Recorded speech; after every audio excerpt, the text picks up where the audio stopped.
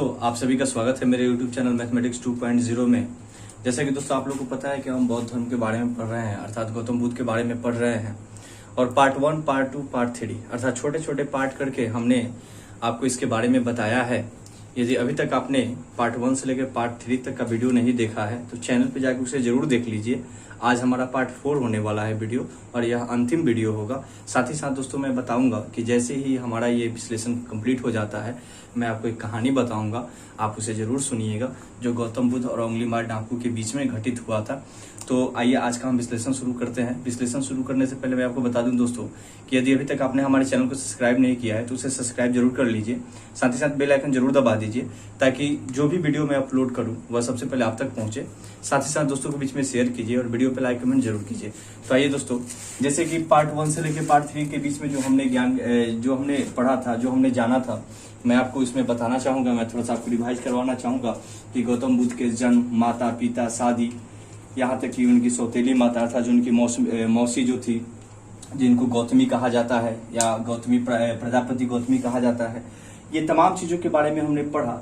साथ ही साथ इनको आपको ज्ञान की प्राप्ति, साथ ही साथ प्रथम उपदेश, हर चीजों के बारे में हमने पढ़ा है। आप उसे जरूर जाकर देख लीजिए। आज जो हमारा पार्ट 4 होने वाला है दोस्तों, आज हम अब इनके मृत्यु के बारे में पढ़ेंगे और इनसे जुड़े कुछ अंतिम जो उपदेश थे उसके बारे में पढ़ेंगे। साथ ही साथ कुछ से बौद्ध जो संगतियां हुई थी उसके बारे में पढ़ेंगे और ऐसे ही आगे चल के कुछ हमारे पास और भी टॉपिक जो होने वाले हैं जिसके बारे में मैं आप लोग को बता दूं कि इन्होंने कुछ आर्यव्रत भी जो दे रखे थे। इन तमाम चीजों के बारे में हम आज जानकारी लेंगे और आपको बताएंगे कि ये सब क्या होता है और कैसे इसको आराम से आप पूर्ण रूप से जो प्रमुख जो शिक्षाएं जो थी उसे आप सीख पाइएगा। तो सबसे पहले बात करते हैं दोस्तों मृत्यु की। तो गौतम बुद्ध की मृत्यु 483 ईस्वी पूर्व लगभग 80 वर्ष की अवस्था में हो जाती है। जिस जगह पे मृत्यु होती है उसे कुशीनगर जो देवरिया में है, अर्थात जो यूपी का क्षेत्र है, देवरिया जो जिला, उसी में जो कुशीनगर एक गांव था वहीं पे हुआ था। मृत्यु का जो कारण था बुआ, वह एक आदमी था चुंद नामक, उनका नाम क्या था, चुंद। उनके द्वारा गौतम बुद्ध ने भोजन ग्रहण किया था, भोजन उन्होंने किया था। भोजन ग्रहण करने के बाद उनके पेट में बहुत तेज दर्द हुआ, जिसके कुछ क्षण बाद उनकी मृत्यु हो जाती है। मृत्यु के बाद जो महात्मा बुद्ध जो थे उनके शरीर को 8 भागों में बांट दिया जाता है, उनके अवशेषों को 8 भागों में बांट दिया जाता है और इस प्रकार 8 स्तूपों का निर्माण करवाया जाता है। यह बहुत ज्यादा इंपॉर्टेंट है, इसको आप लोग ध्यान में रखिएगा। साथ ही साथ दोस्तों मैं बताना चाहूंगा कि आप लोग अंतिम उपदेश के बारे में भी जरूर जानिए। प्रथम उपदेश के बारे में मैंने आपको बताया था, अंतिम उपदेश के भी बारे में जानिए। इन्होंने कहा था कि सभी वस्तुएं सृजनशील होती हैं, अतः मनुष्य को अपना पथ प्रदर्शक स्वयं ही होना चाहिए। यह उनका अंतिम उपदेश था। साथ ही साथ दोस्तों गौतम बुद्ध से कुछ जुड़े प्रतीक के बारे में बात करें, कुछ धार्मिक प्रतीक के बारे में बात करें तो जन्म का जो उनका प्रतीक था वह कमल और सांड था। साथ ही साथ गृह त्याग की बात की जाए तो वह घोड़ा था और ज्ञान की प्राप्ति की बात की जाए दोस्तों तो वह पीपल या बोधि वृक्ष जिसको आप बोल सकते हैं वह था। साथ ही साथ निर्वाण की बात की जाए तो वह पद चिन्ह था। देखिए यहाँ पे थोड़ा मिट गया है, वह पद चिन्ह था। और साथ ही साथ मृत्यु की बात की जाए तो वह स्तूप था। संगतिया की बात करें दोस्तों तो इसमें हम संगतियों में समझेंगे कि प्रथम संगति, द्वितीय संगति, तृतीय संगति, तथा उसका जो समय काल था, जिस स्थान पे हुआ था, उस समय के जो शासक जो हुआ करते थे, साथ ही साथ जो वहाँ के अध्यक्ष थे, इन तमाम चीजों के बारे में हम जानकारी लेंगे। तो जो प्रथम संगति हुई थी बउआ, वह 483 ईस्वी पूर्व में हुई थी और एक सप्तपर्णी गुफा है, यह आप लोग को ध्यान में रखना होगा। सतपर्णी एक गुफा है जो राजगीर अर्थात जो बिहार राज्य में है वहीं पे हुआ था और उस समय के जो शासक जो हुआ करते थे वो अजात शत्रु थे, जो हर्यक वंश के राजा थे। आप लोग को ये भी ध्यान में रखना पड़ेगा कि जो प्रथम जो बौद्ध संगीतियां जो हुई थी वहां के जो प्रथम जो शासक जो हुआ करते थे वो अजात शत्रु थे तथा हर्यक वंश के ये शासक थे। साथ ही साथ अध्यक्ष की बात की जाए तो महाकश्यप उस समय वहां के अध्यक्ष थे। द्वितीय संगति की बात की जाए दोस्तों तो यह 383 ईस्वी पूर्व में हुआ था, 383 ईस्वी पूर्व में, और यह भी बिहार के वैशाली जिला में हुआ था। साथ ही साथ जो वहां का जो शासक था दोस्तों वह कालाशोक था, जो शिशुनाग वंश से संबंध रखता था। साथ ही साथ जो वहां के अध्यक्ष थे दोस्तों वह सभाकामी थे। और तृतीय अगर बौद्ध संगीति की बात की जाए तो वह 250 ईस्वी पूर्व में हुआ था और यह पाटलिपुत्र अर्थात यह भी बिहार में हुआ था। साथ ही साथ दोस्तों वहां के उस समय के जो शासक हुआ करते थे वह सम्राट अशोक थे, जो मौर्य वंश के शासक थे। साथ ही साथ जो वहां का अध्यक्ष हुआ करते थे दोस्तों वह मोगली पुत्र थे। आगे की बात की जाए तो जो चतुर्थ बौद्ध संगीतियां जो थी दोस्तों, वह ईस्वी की प्रथम शताब्दी में हुई थी। यह भी इंपॉर्टेंट होने वाला है। और देखिए तृतीय और चतुर्थ, यह आपको जरूर ध्यान में रखना चाहिए, बहुत ज्यादा इंपॉर्टेंट होता है। प्रथम द्वितीय तो आता ही है, लेकिन तृतीय चतुर्थ भी बहुत ज्यादा इंपॉर्टेंट है। तो जो चतुर्थ जो बौद्ध संगीता जो हुई थी वो दोस्तों ईस्वी की प्रथम शताब्दी में ही हो गई थी। अर्थात कहने का मतलब जब टाइमिंग के जब शुरुआत हुआ था तो प्रथम शताब्दी में ही इसका समय था, और उसी समय यह चतुर्थ आपका बौद्ध संगीति हुआ था। स्थान की बात की जाए तो कुंडल वन जो कश्मीर में है वहां पे हुआ था, और उस समय जो शासक थे वह कनिष्क थे, जो कुषाण वंश के शासक थे। साथ ही साथ अगर वहां के अध्यक्ष की बात की जाए तो वहां के अध्यक्ष वसुमित्र थे, और उपाध्यक्ष की बात की जाए तो वह अश्वघोष थे। उम्मीद है दोस्तों आपको अच्छे से समझ में आ गया होगा। चलिए इसके आगे वाले टॉपिक पे विचार करते हैं। तो दोस्तों महात्मा बुद्ध के द्वारा कुछ प्रमुख शिक्षाएं भी दी गई थी, जिनमें 4 जो उनकी प्रमुख जो शिक्षाएं थी उसको 4 आर्य सत्य भी कहा जाता है। जिसमें उन्होंने कहा था कि संसार दुखों से ही भरा हुआ है, अर्थात संसार में दुख ही दुख है, जिसे कि पिछले टॉपिक्स में भी हमने पढ़ा था। साथ ही साथ इन्होंने बताया था तृष्णा ही दुखों का कारण है। तृष्णा अर्थात जो मनुष्य का अपना इच्छा जो होता है, वासना जो होता है, उसके कारण ही दुख हमें होते हैं। इसका त्याग उन्होंने बताया था। और बाद में इन्होंने ये भी कहा कि तृष्णा के त्याग से ही दुखों से मुक्ति पाई जा सकती है। साथ ही साथ दोस्तों मैं आपको बता दूं कि महात्मा बुद्ध ने अष्टांगिक मार्ग पर चलकर ही दुखों से मुक्ति पाने का भी शिक्षा दिया था। और जो अष्टांगिक मार्ग जो है, सम्यक दृष्टि, साथ ही साथ सम्यक संकल्प, साथ ही साथ सम्यक वाक, ऐसे ही करके 8 आपके इनके अष्टांगिक मार्ग हुए। अगर मैं बात करूं सम्यक दृष्टि का, तो दोस्तों इसका मतलब यह हुआ कि किसी भी मनुष्य के ऊपर द्वेष या किसी गलत नजरियों से उसको नहीं देखना। साथ ही साथ समय संकल्प की बात की जाए तो उसके ऊपर कोई अभद्र टाइप का टिप्पणी या किसी भी अहिंसा या किसी भी अप्रिय बात को नहीं बोलना। साथ ही साथ दोस्तों जो सम्यक जो वाक्य था, इसका भी मतलब यह था कि झूठ नहीं बोलना, किसी का निंदा नहीं करना। इसी प्रकार यह 8 प्रकार के इन्होंने अष्टांगिक मार्ग बताए थे। अगर आप लोग बोलिएगा तो एक बार मैं ना यह सिर्फ अष्टांगिक मार्ग के लिए ना एक मैं अलग टॉपिक तैयार करके इसके बारे में विश्लेषण कर दूंगा। आप लोग कमेंट बॉक्स में जरूर बताइएगा। साथ ही साथ आगे की बात की जाए दोस्तों तो आजीविका, व्यायाम, स्मृति, समाधि, ये सब जो थे वो अष्टांगिक मार्ग ही थे। साथ ही साथ अगर आगे बात की जाए दोस्तों, सदाचार पर इन्होंने बल दिया था, और इन्होंने इसके लिए 10 नियम बताए थे। इन्होंने बताया था कि अहिंसा का पालन करना चाहिए, साथ ही साथ हमें सत्य बोलना चाहिए, और दूसरी बात अस्ते अर्थात चोरी चमारी नहीं करनी चाहिए, ब्रह्मचर्य नियम को अपनाना चाहिए, अविग्रह अर्थात हमें किसी भी प्रकार का लोभ या धन दौलत या किसी भी प्रकार का जिससे हमें सुख प्राप्त हो, इस चीज को या उस वस्तु को नहीं अपनाना चाहिए। साथ ही साथ मादक द्रव्य के बारे में इन्होंने कहा, अर्थात जो मदिरा होता है, शराब जो होता है, अर्थात जो भी नशीले जो पदार्थ होते हैं उसके सेवन से इन्होंने मना किया था। साथ ही साथ असमय भोजन करने से मना किया था। उसके बाद आगे की बात की जाए दोस्तों 8 नंबर पे, तो इन्होंने सुखप्रद जो बिस्तर होता था, जैसे आजकल जो हम लोग सोफा पे अच्छे बेड पे सोते हैं, इस पे उन्होंने सोने के लिए मना किया था।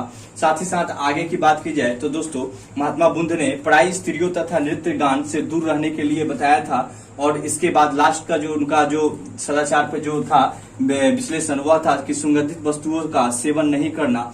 यही दोस्तों जो गौतम बुद्ध का जो पूर्ण जो विश्लेषण था, हमने 4 पार्ट में इसको कर लिया।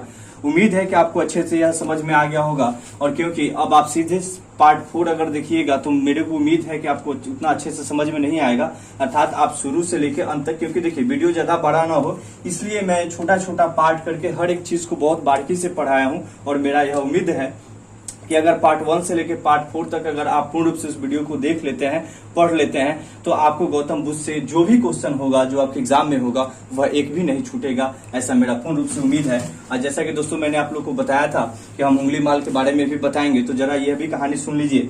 हुआ यूं कि मगध के जंगलों में ना एक बहुत ही खतरनाक उंगली माल रहता था, जिसका नाम उंगली माल डाकू था। एक डाकू रहता था जिसका नाम उंगली माल था।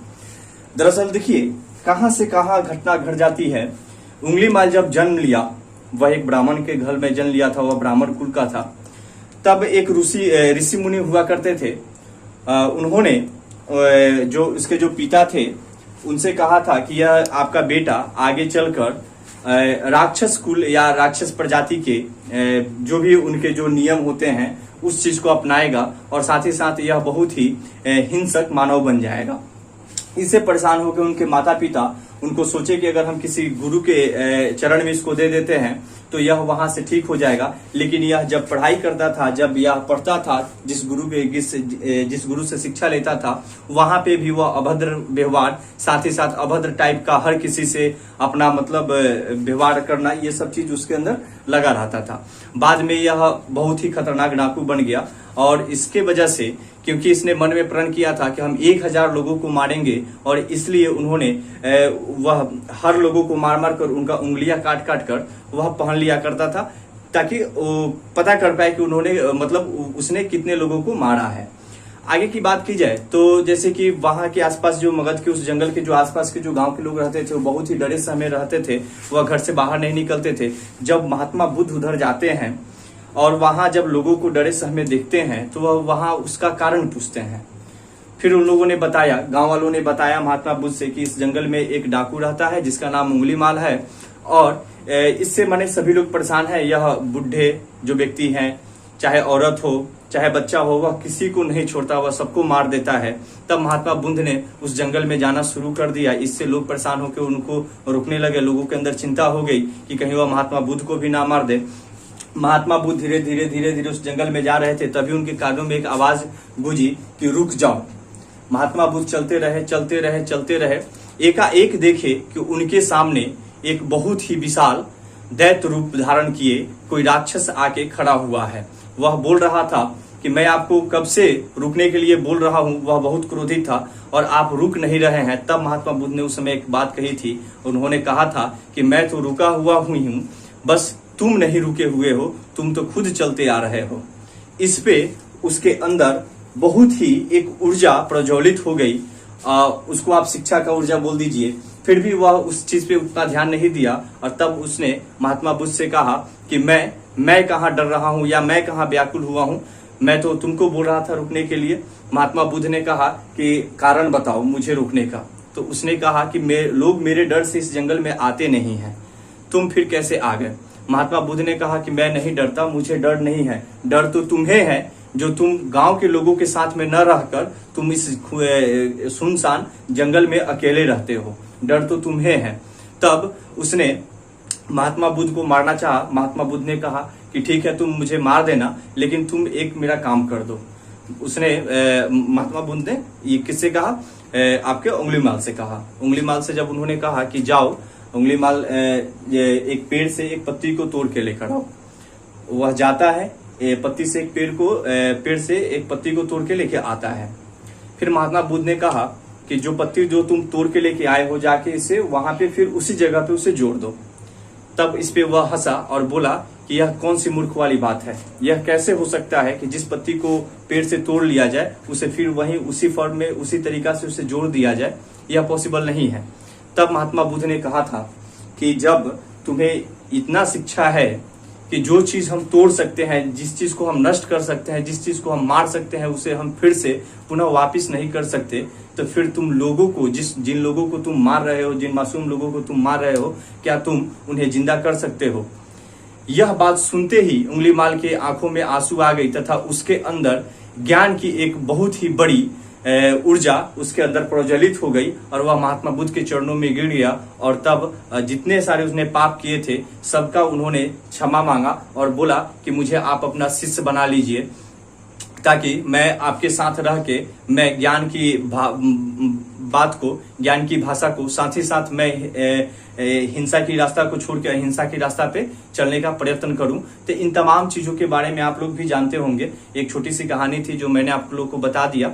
इसमें जो मुख्य जो बातें थी कि कभी कभी पूछ लेता है कि उंगलीमाल कौन से जंगल में रहता था, कहाँ के जंगल में रहता था, तो आप लोग को बताना पड़ेगा कि मगध के जंगलों में रहता था। चलिए दोस्तों, उम्मीद है कि आपको अच्छे से समझ में आया होगा, और किसी भी प्रकार की आपकी समस्या हो रही है तो आप जरूर हमसे बताइएगा। इसके बाद का जो हमारा टॉपिक होगा वह आपको हो सकता है कि मैं अशोक के बारे में करूं, देख लूंगा, जिस हिसाब से जो सुविधा होगा वही आपको बताया जाएगा, उम्मीद है। लेकिन जैसे हमने जैन धर्म के बारे में पढ़ा, हमने बौद्ध धर्म के बारे में पढ़ा, आपको अच्छे से आ गया होगा।